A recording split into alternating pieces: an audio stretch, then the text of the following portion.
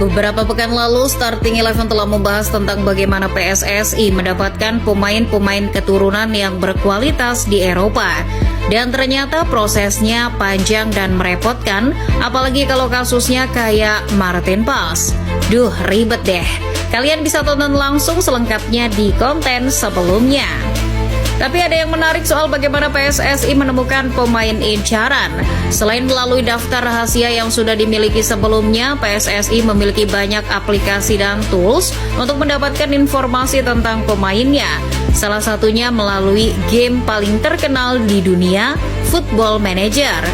Seperti yang kita ketahui, game ini sudah tidak asing lagi bagi masyarakat Indonesia, tak terkecuali orang-orang di PSSI. Dan pemain yang bergabung timnas Indonesia melalui game tersebut adalah Rafael Strijk. Lantas, bagaimana kisahnya?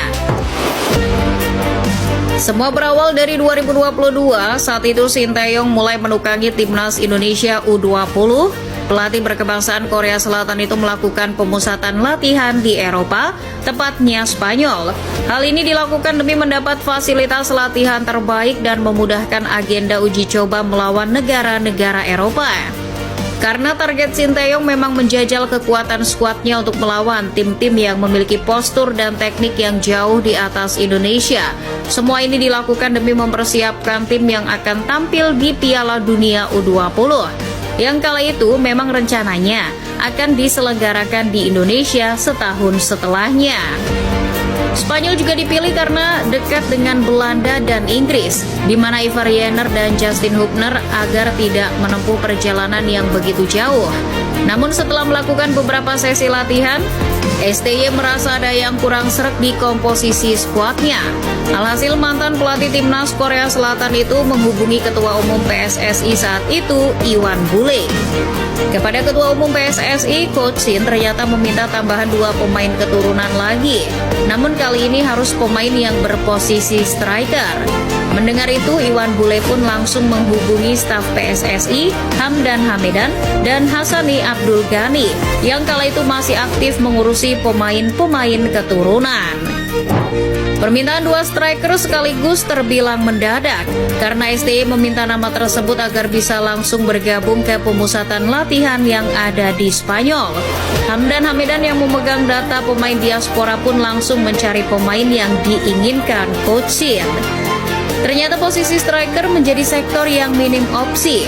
Selain sulitnya mencari pemain yang memiliki kecocokan gaya bermain dengan skema yang diusung Coach Shin, nama-nama yang muncul telah berusia matang. Hanya sedikit yang berusia di bawah 20 tahun. Dari beberapa nama yang disetorkan ke PSSI dan Sinteyong, nama Zico Sori lebih dulu dipilih. Hamdan Hamidan pun bergerak cepat dengan menghubungi Zico pada malam harinya. Bak Gayung bersambut, pemain yang kala itu masih berusia 19 tahun itu juga setuju untuk menyusul timnas Indonesia U20 yang sudah ada di Spanyol. Namun, Sinteyong meminta 2 penyerang, jadi Hamdan masih berhutang 1 pemain padanya. Hamdan pun berdiskusi dengan beberapa stafnya untuk mencari pemain yang masuk kriteria STY.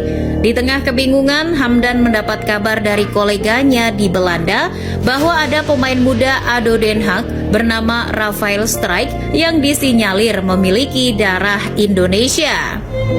Merasa buntu, tim Hamdan Hamidan pun mendengarkan saran temannya dan mencari informasi tentang Rafael Strijk.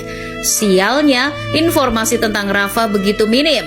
Hamdan Hamidan kesulitan untuk mengidentifikasi apakah Rafael Strijk adalah pemain yang tepat untuk mengisi skuad timnas Indonesia U20 atau bukan.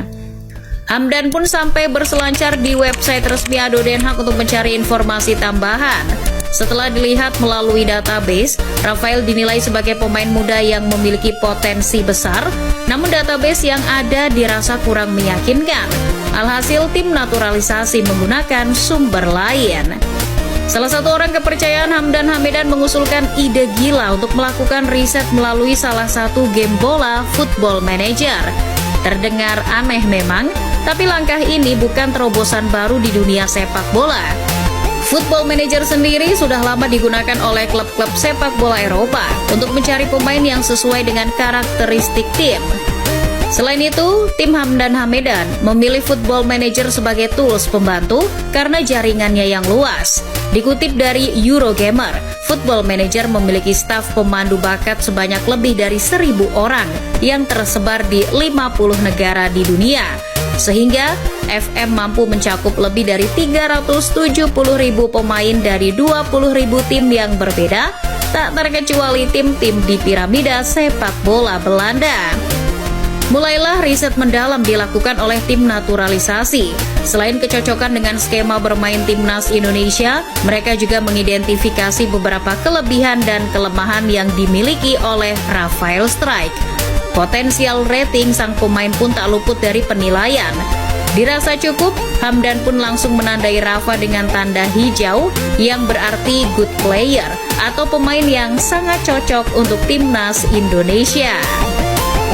Setidaknya butuh 3 hari setelah pemanggilan Zico untuk dapat menghubungi Rafael Strijk. Setelah melakukan beberapa panggilan telepon, Hamdan dan PSSI melakukan meeting khusus dengan Rafa dan orang tuanya. Syukurnya, sang pemain tertarik dengan tawaran itu mengingat Indonesia akan tampil di Piala Dunia U20.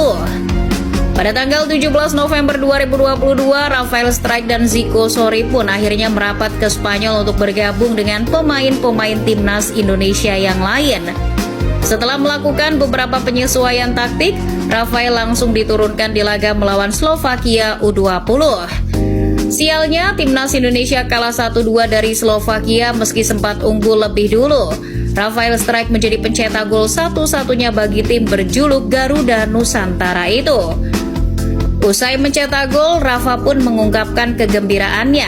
Dia merasa bangga bisa membela Indonesia. Dirinya juga senang bisa langsung mencetak gol untuk tanah leluhurnya yang luar biasa. Sementara itu, Sintayong mengungkapkan plus dan minus performa Rafael Strijk usai merampungkan serangkaian uji coba di Eropa. Secara organisasi permainan, Rafa agak kurang karena memang belum berlatih dengan kami. Namun secara kemampuan individu tetap baik. Namun di awal tahun 2023, pemain-pemain yang sedang dipersiapkan menuju Piala Dunia U20 harus mendapat kabar buruk. Bak petir di siang bolong, FIFA mencabut status Indonesia sebagai tuan rumah Piala Dunia U20 pada bulan Maret 2023. Dalam surat edaran dari FIFA itu, mereka tidak memberikan penjelasan tegas soal pembatalan tersebut, hanya ada kata-kata karena situasi saat ini. Seperti yang kita ketahui, kala itu ada penolakan yang cukup masif terhadap keikutsertaan Israel sebagai salah satu negara peserta Piala Dunia U20. Selain itu, Indonesia dianggap belum siap untuk mengadakan event sebesar Piala Dunia. FIFA merasa stadion dan fasilitas penunjangnya belum memadai. Maka dari itu, soal keamanan tim Israel bukan satu-satunya alasan yang mendasari keputusan FIFA.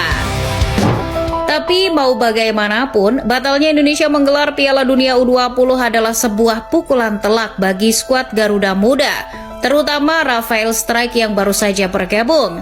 Namun karena rasa cinta yang sudah tumbuh, Rafael tetap teguh pada pendiriannya untuk membela timnas Indonesia dengan atau tanpa Piala Dunia. Hanya berjarak 2 bulan dari pencabutan status tuan rumah Piala Dunia, Rafael Strijk yang ditemani oleh Ivar Jenner langsung mengucap sumpah WNI. Setelah sah menjadi seorang warga negara Indonesia, Rafael dengan cepat menjadi aset berharga bagi Indonesia. Dirinya bahkan hampir tidak tergantikan di skuad STY. Dirinya jadi bagian penting dalam sejarah yang diukir oleh skuad Garuda. Dari mulai lolos ke babak 16 besar Piala Asia, hingga kini berjuang di ronde ketiga kualifikasi Piala Dunia 2026. Masyarakat Indonesia pun sampai memberikan panggilan sayang kepada Rafael. Mereka memanggilnya El Klemer.